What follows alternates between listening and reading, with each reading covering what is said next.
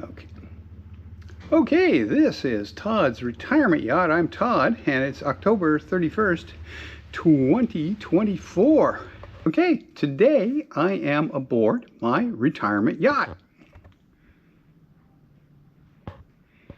And I want to talk a little bit about retiring here to the coast of Maine and just some of the realities of retiring here. Now, one of the realities is in the 25 years that I've been here, the number of tourists that come here has more than doubled. And that has a huge impact on the quality of life here in the summer. Now, when we first moved here, we used to spend a lot of time in the summer walking in Acadia National Park and just, visiting parts of the park. Had a lot of, walked all the carriage roads and a lot of the trails and just had a really nice time here in the park. But now in the summer, it is so crowded with around 4 million tourists a year coming here that the park just isn't any fun anymore. I mean, I don't like the idea of having to park a mile away from the trail in order to walk the trail, walk along the road for that far, or come and not be able to park for a hike, and just basically having to give up for that reason, or if you do get on a trail, just finding it packed with people. I mean, even on some of the trails near where we live, the Ship Harbor Nature Trail and the Wonderland Trail, in the summer in Ship Harbor, there can be a couple hundred people on the trail. And the trail is just over a mile long. So, that's a lot of people. And that means you're going to, and it's a loop trail. So often you're going to find that you're only 20, 30 feet from the next person for the whole trail. And you're going to pass, 100 people or more going in the trail and then coming out. And it just isn't my idea of walking a national park trail. I guess it's reality now, but that has meant that really there is not a lot to do here in the summer that we used to do. Basically, we don't go into Acadia National Park in the summer anymore just because it's too darn crowded. So instead, you need something else to do. And what I would suggest is if you move here and retire, you're going to need a yacht. Or if you're a little less pretentious, you could have a boat. But you're going to want some way to get out on the water. Now, why? Well, there are a number of reasons. It now gets very hot here in the summer. We had 3 days over 80 last summer, if you can believe that. Sort of, death-defying days in terms of temperatures. You barely survive it. I think it got to 83 one day, which is just horrible. I don't know how anybody lives with that kind of temperature on a regular basis. But out on the water, it's always cooler. Matter of fact, once you get out a little bit, it's never much over 60 and much more pleasant. Also, the number of people out on the water is a small fraction of the number of people on the land, in the trails, in the towns. So you get out there on the water and you basically have a completely different summer experience than you do if you stay on Mount Desert Island.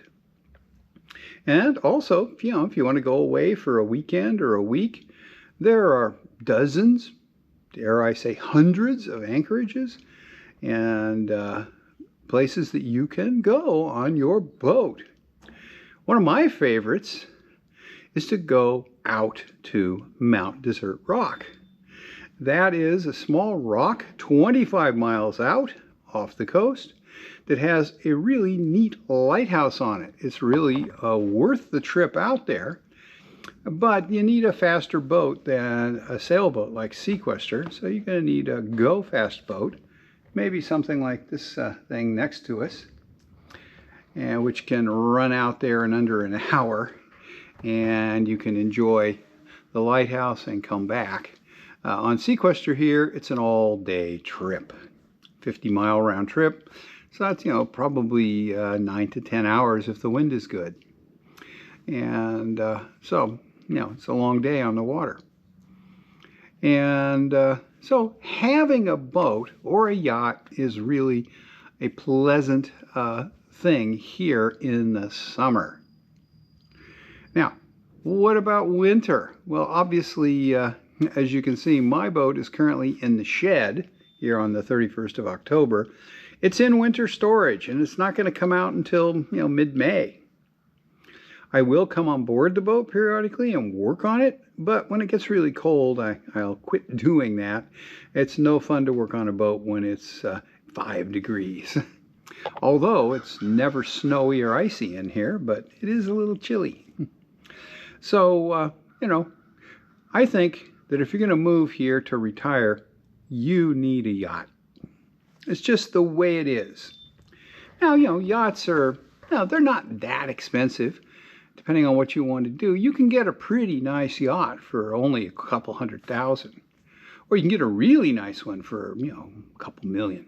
But you're going to have to budget for it. It's just part of living here.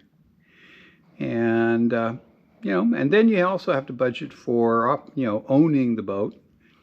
The cost to register the boat and all that is not that expensive here. A couple $100 for pretty much anything. But insurance is going to cost you some money, and where are you going to keep it in the summer? A lot of people keep their boats on moorings, but then you have to have a dinghy and a place to keep the dinghy.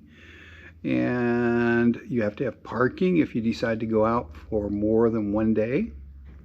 And there are issues with that. We keep our boat at the marina where they'll let us park if we take the boat out for a few days. But the marina costs 5 or 6 times, 10 times what it costs to have a mooring. So, but it's just money. And you're retired. You presumably have some money put aside. And if you do, what are you going to use it for? Are you going to just sit at home and go onto your computer and look at your account balance? Or are you going to spend the money on having some fun? I would suggest that you're better off spending a little bit of it and having a little fun. So, you spend 10% of your portfolio and buy a nice yacht. And, you spend $30,000 a year maintaining it, and, and that'll give you something to do in the summer. And if you like to tinker, you can tinker on the boat in the off season. So that's one thing about living here on Mount Desert Island and being retired here, that a yacht gives you something to do in the summer and a way to get away from the crowds. And it's definitely worth it. Plus, you also get the social interaction with the other people in the boating community, which is pleasant. Matter of fact, the guy who owns the boat next to me just came while I was below working on my boat, showed up, and, we had a little chat. It was very pleasant, and he's a nice guy. I've known him for about 5 years now, since his boat has been stored next to mine in the winter. So it's a way to meet people and interact. Okay, so that's what I wanted to say today. Just talk a little bit about one aspect of retiring to Mount Desert Island, Maine. And I'll be back over the next few weeks here aboard my yacht for Todd's retirement yacht. Thanks for watching.